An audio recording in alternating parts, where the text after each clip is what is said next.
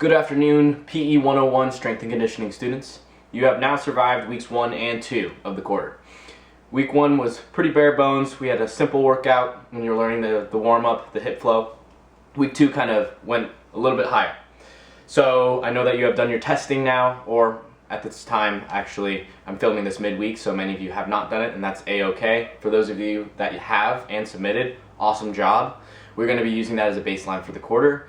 As you may know, at the end of the quarter, we'll be retesting for those push-ups, burpees, and max effort wall sit test.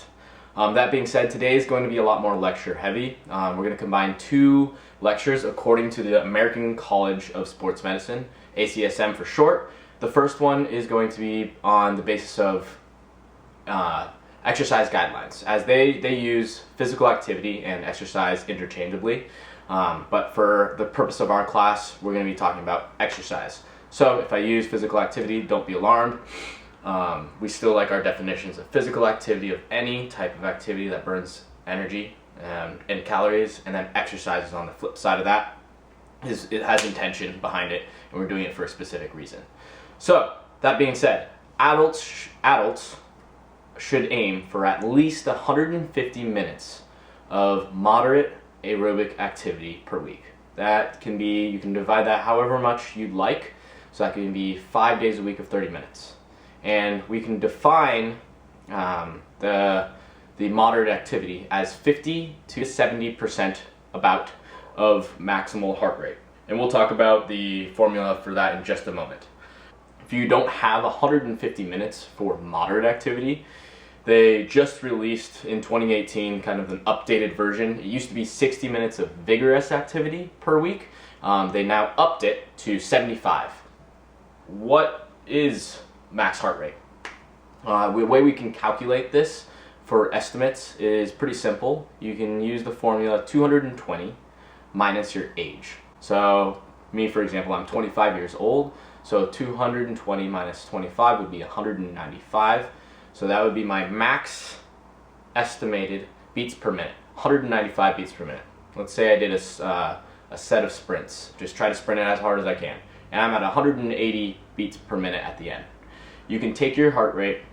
By the way, there's 2 different places that I'd recommend. At the base of your palm, right at the wrist. I think that's a little bit harder. The other one is underneath the mandible at the base of the neck, right here, and I think that's a little bit more simple. And you can take your heart rate, and what I would do is count. You have a watch for 15 seconds, and you can just count how many beats you have in that 15 seconds and times it by 4. If you want to be more accurate, you can do the whole entire minute. You can do it for 30 seconds. Or if you have a watch, an Apple Watch, any type of sports watch or heart rate monitor that would track that, even better. So essentially, let's say I was at 180 beats per minute and I want to know what that is in comparison. 180 divided by 195 would come out to be 92%. So this would be very vigorous activity. This is kind of in that red zone that we don't necessarily want to be encroaching upon all the time. So we want to shoot for a little bit lower. Okay. There are times and places that we can go up to our max heart rate, but we don't necessarily want to do it every single workout. And we'll get to more about the rating of perceived exertion later on, but for the sake of this, we want to be staying in between. Just a quick summary, we want to be going to 50 to 70% of your max heart rate for 150 minutes per week for aerobic activity, or 60 to 75 minutes per week at a vigorous intensity, which would be 70 to 85% of your max heart rate. In addition to the aerobic training guidelines provided by the ACSM, we also have to take into account the resistance training guidelines. They recommend, according to their updated article in 2018, paired with health.gov, they recommend 30 to 60 minutes of resistance training 3 days a week with the focus on compound movements. So compound movements are multi-joint movements. Everything that we've done in our class so far, whether it be a squat, where you're working multiple muscles across multiple joint segments, is considered a compound movement. Something as far as a bicep curl, that wouldn't necessarily be a compound movement. That's more of an isolated single joint movement. I completely mess up and say 3 days a week for resistance training. However, it is important to have at least 2 days of resistance training in your programming. And I don't want to get caught up with all the nuances and different classifications of activity.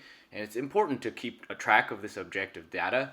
But what's more important is that we stay active. And remember that these guidelines are not rules and everything falls in a continuum. When in doubt, try to aim for a mix of both vigorous and moderate activity and throw in some resistance training and stay in tune with how your body feels, and you should be A-okay. The second portion of our lecture, we are going to tackle the 5 components of fitness according to the ACSM. In this order: cardiovascular endurance, muscular strength, muscular endurance, flexibility, body composition. Cardiovascular endurance is essentially the fancy word for aerobic activity, aerobic fitness. We've talked about this before. It's our ability to sustain activity for 60 seconds or longer, or anywhere from 60 seconds, maybe 90 seconds. And we are primarily using our oxidative systems, okay? Muscular strength is the flip side of that, all right? That's more our resistance training. For muscular strength, we typically are in the ranges of 1 to 5 repetitions. And then muscular hypertrophy, so building muscle, is from 5 or 6 repetitions to about 12 to 15. It's a range. Everything is on a continuum. So again, muscular strength is repetitions about 1 to 5. Hypertrophy is going to be 6 to 12 repetitions. And then muscular endurance is going to be that end range of hypertrophy moving into 12 to 20 repetitions. The classic definition of it is the ability of a muscle to continue to perform without fatigue, still in that anaerobic manner though. So if you were doing push-ups, 12 to 20, maybe 25 repetitions, that is working on your muscular endurance. If you are a more novice to push-ups and you haven't done them before, you are trying to do their first push-up, let's say, not on your knees, on your toes, and you're getting 1 repetition, 2 repetitions, maybe 3 repetitions, and that's your maximum. You're working on your strength for that specific exercise. The next component, according to ACSM, is flexibility. The definition of flexibility essentially is the range of motion at a given joint. Flexibility, let's say, I'm trying to bring this joint segment, my femur, all the way up to test the flexibility of my hamstrings. If I'm working more so on mobility, the ability to move without restriction, I'm testing my deadlift, let's say, or hinging when we do our hip flow. That tests our mobility. So we work a lot more with mobility than our just classic definition of flexibility. So I don't want you to necessarily be discouraged when you hear flexibility as the component of fitness. Under that category, we can still talk about mobility and stability, which is the given or the ability to maintain certain positions, the bottom of the squat, for example. And the last one that we do not talk about very much is body composition. Body composition, it's the relative amount of muscle, fat, and bone, and other vital portions or organs of the body. So we can measure body composition by BMI and body mass index, and it's not the greatest representation, even though it's still used in the doctor's offices across the US. Other things to note with body composition, BMI, again, is not the greatest test for body composition. It only takes into account height and weight. It doesn't even take into account if you're a male or female. There's obvious differences between the two sexes, male and female. But I do want to leave on a positive note with body composition. As we become more aerobically fit and resistance trained, we improve our body composition no matter what. The more muscle that we have, that takes more energy to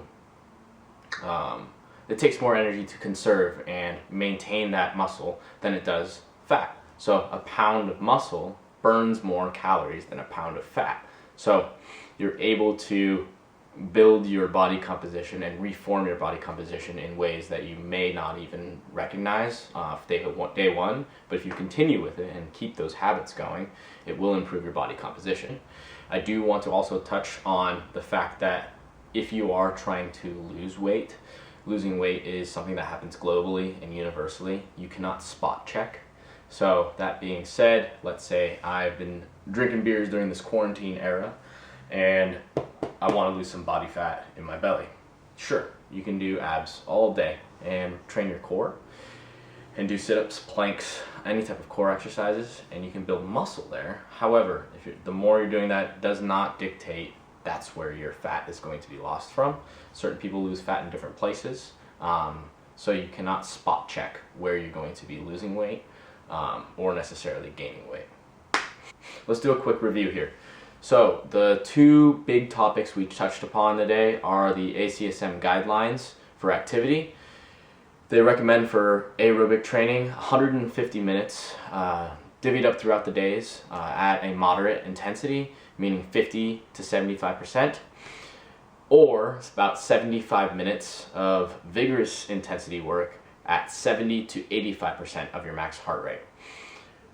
As well, the ACSM recommends that you participate in resistance training activity 2 to 3 times a week with the intention, with the focus on compound muscle groups. So things that we've done in this class: push-ups, sit-ups, squats, lunges, any type of core work, anything that's going to be working the multiple muscle groups at multiple joints and getting the whole body moving. For the components of fitness: cardiovascular endurance or aerobic activity, muscular strength, and then a subcategory would be muscular hypertrophy, and then muscular endurance, flexibility, which is not the same as mobility, and we do mobility more in our exercises and our training regimen, and lastly, body composition. Again, these are the 5 components of fitness according to the ACSM, and it is required that we get through this in the syllabus. We will spend a lot of time talking about muscular strength, muscular endurance, muscular hypertrophy, and aerobic training in this class, and not much about nutrition and diet as far as body composition. We will definitely be doing a lot more mobility work, especially with our hip flow, as we add on to it throughout the quarter. Alright y'all, I'm going to see you in the next portion of this video, which will be your 2 workouts that you'll complete for week 3. The first workout is going to be a circuit workout, and so you'll need a timer for this one, and you're going to be going for 4 rounds, 30 seconds on, 30 seconds on, 30 seconds off. So in total, because we have 4 stations, it'll come out to be 16 minutes, because we're going to go 4 rounds. So the 4 exercises are going to be new. And the first one is going to be a bear crawl. So you're going to be starting this workout after you did your 60 seconds of aerobic activity to warm up, as well as your hip flow. So the quadruped plank is where we're going to be for our bear crawl. I'm going to show this from a couple different angles, but we are not going to be bears like this with our butts in the air. We're going to be the most ergonomic bears possible and keep our knees, I'm going to show from back here, and you can go backwards and forwards as well. Keep your knees off the deck, and if my left hand is moving forward, my right knee is going as well. So that contralateral movement. There we go. And I'm going all the way forward as much as I can.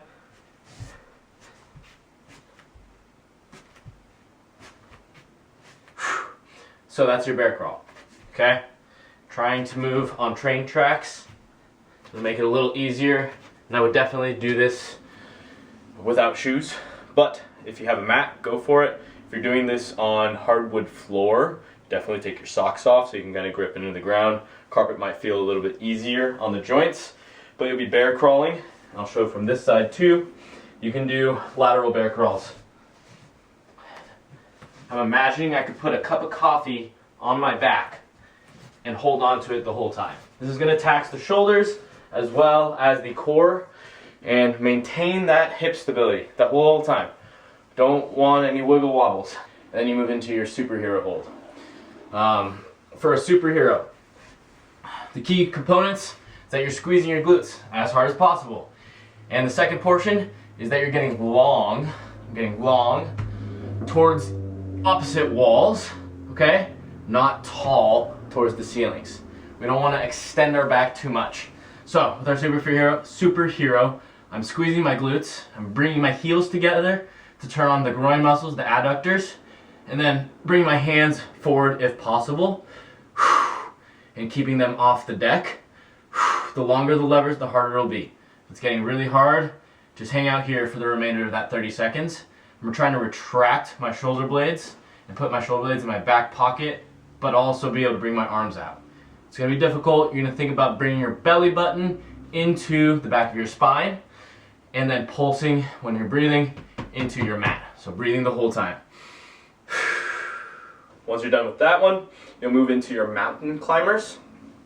So you'll assume your push-up position, and we're going to be, again, very slow mountain climbers.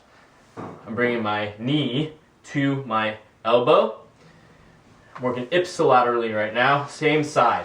So left knee to left elbow, and then bringing it back.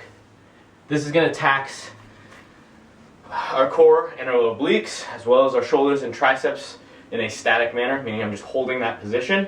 So again, my hips are staying level, trying to bring my knee to my elbow. Everything else is frozen. The only thing that's moving is my lower extremity, one at a time.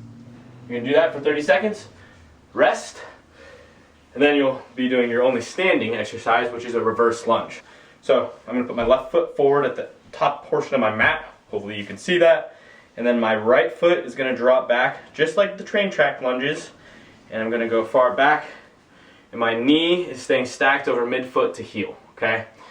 My initial act is hips going back and down here versus hips going forward. So my torso staying tall the whole time. I can use my hands as a counterbalance. You can do that. You can alternate if you need to.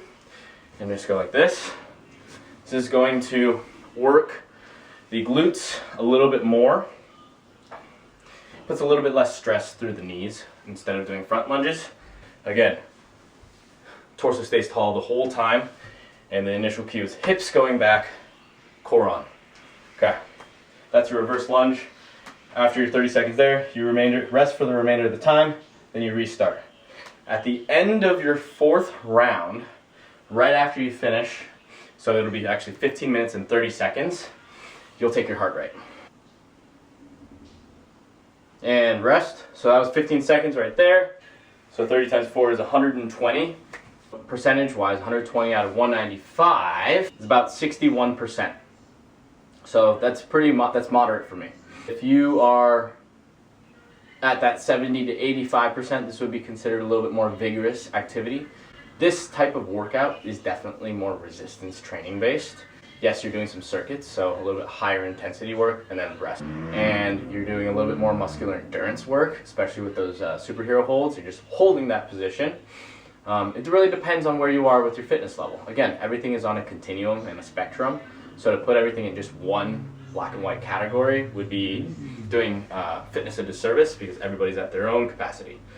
That being said, I do want you to track your heart rate and log that on the summary that you'll be providing for this assignment. So make sure that you note that. Your second workout is going to be a lot different. It's going to be a 60-minute walk. That's it. It's pretty simple.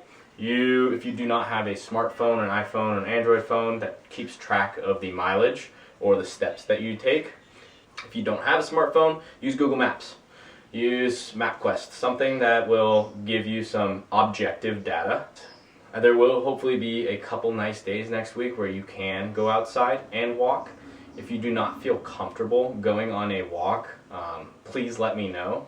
The idea behind this workout is to kind of be in congruency with the ACSM guidelines, going for 150 minutes of moderate activity. Hopefully when you go on your walk, you're walking at a moderate pace. So check your heart rate during it. I do want you to also track the post heart rate and it's the mileage. So that'll be your second workout. If you want to make it a lot harder, you can throw on your backpack like you're going to school, heading to campus, whatever it may be.